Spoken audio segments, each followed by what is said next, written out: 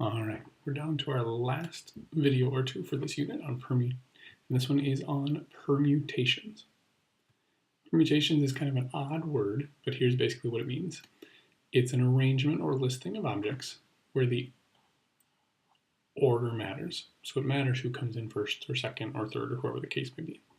In order to calculate the number of possible arrangements, we're going to use our fundamental counting principle. Simply find the number of possibilities for each choice or event.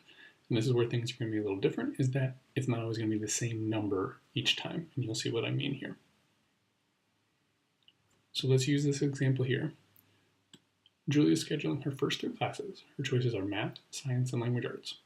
We want to list out all the different ways that the 3 classes can be ordered. So there's only 3 possibilities, so we can do it pretty simply. She could have math, then she could probably have science, then she could have language arts. Or she could have math, and then language arts, and then science. Or could have science first, and then math, and then language arts. Or science, and then language arts, and then math. Lastly, she could have language arts first, and then math, and then science.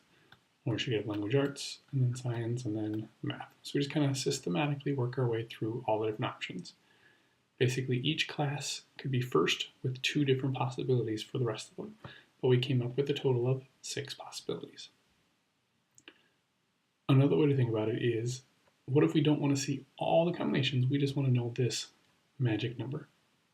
Well, here's where permutations come in. So think about how many choices do you have to make. We got to pick the first class, we got to pick the second class, and the third. So first, second, and third. So ask yourself, how many different classes could be my first class? Well, you're going to answer 3. Then I said, how many classes are going to be your second class? Some of you might say 3, but stop and think about it. Can it really be 3?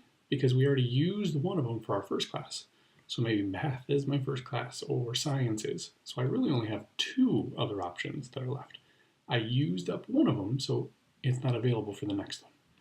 And then for my third class, well, if I've already picked my first 2 classes, there's only 1 left to choose from for my last one. But then we use our fundamental counting principle and multiply those together. 3 times 2 times 1 is 6 possibilities. Same thing we got up here. So thinking about how many choices do I have along each of those steps.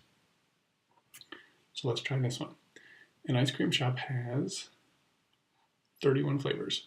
Carlos wants to buy a 3-scoop ice cream cone with 3 different flavors.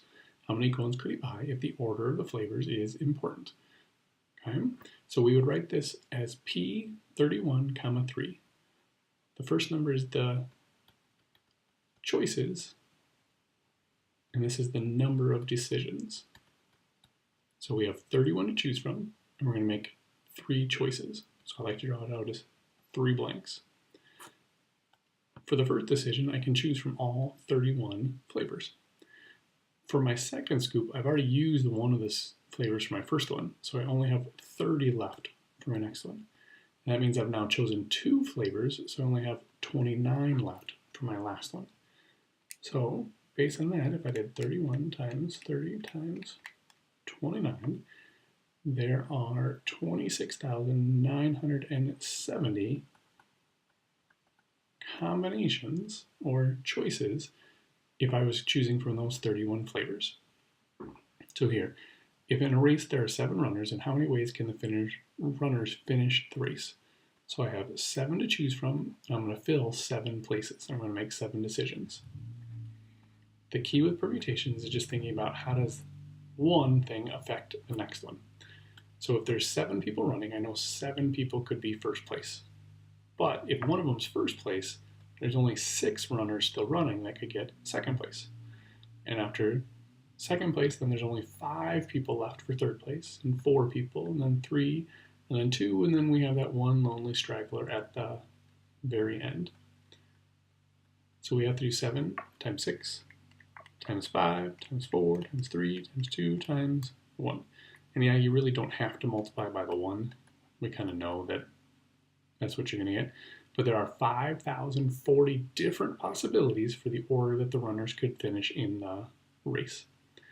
When you do something like this, 7 times 6 times 5, when you go all the way from the number all the way down to 1, you'll sometimes see this written as 7 with an exclamation point. That means 7 factorial is not really something you'll see in 7th grade, but you'll see it as you get to algebra or into high school. That exclamation point is basically meaning that number times each number that comes after it. 7 times 6 times 5.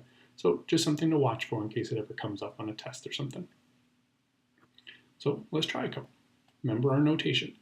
Here's how many choices or options I have, and I'm going to make 2 decisions. There's 2 picks. So I've got 2 blanks. I've got 12 options for the first, which means I have 11 options for the second. 12 times 11 is 132. Just double checking my math. Here, 10 is the number of options, but I want to pick 5 different places.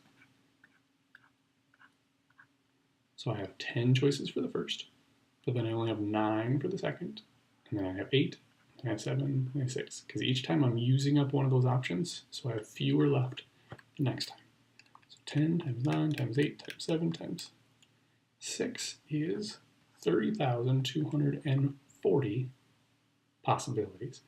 So a permutation of 10 choices, choosing 5 places, gives us 30,240. Last couple. Here's where we're going to start to mix together some of our different lessons. So a garage door has 5 digits. 1, 2, 3, 4, 5. If no digit can be repeated, how many codes are possible? Well, think about it. We're using the numbers 0 through 9. So we have 10 digits possible. So for my first digit, I could have 10 numbers as a possibility. But it says I can't repeat anything. So whatever number I use for the first one, I can't use it for the second one. So now I'm down to only 9 choices. Then I've only got 8 left because I've used up 2 of them for the first 2. Now I've used up 3 out of the 10, so I'm down to only 7, and then down to only 6. So I do 10 times 9 times 8 times 7 times 6. And that was just like our last one here. 30,240 different combinations. So a garage door could have 30,240 different possible combinations, assuming you couldn't use the same number twice. So let's jump down to this one. You're creating a 4-letter password. How many combinations are possible if you can repeat letters? So this is where you got to watch. So we've got 4 choices. There are 26 letters available to me, so I could pick any one of them. But here, because I can repeat letters, it doesn't matter that I've already used one. I can still choose from all 26 of them the next time, and 26 the next, and 26 the next. So when I can repeat letters, I have 456,976 possibilities. How many are possible if I can't repeat any? Well, I still have 26 to choose from first. But now that I can't use that first one again, now I only have 25. And then I only have 24, and then I only have 23. Because each time, one more letter gets used up, which is one less that I have to choose from the next time. When I multiply those together, I get 358,800. So we lost almost 100,000 possibilities simply because we couldn't use the same letter more than once. So, hope you're feeling comfortable with permutations. Now it's your turn to practice.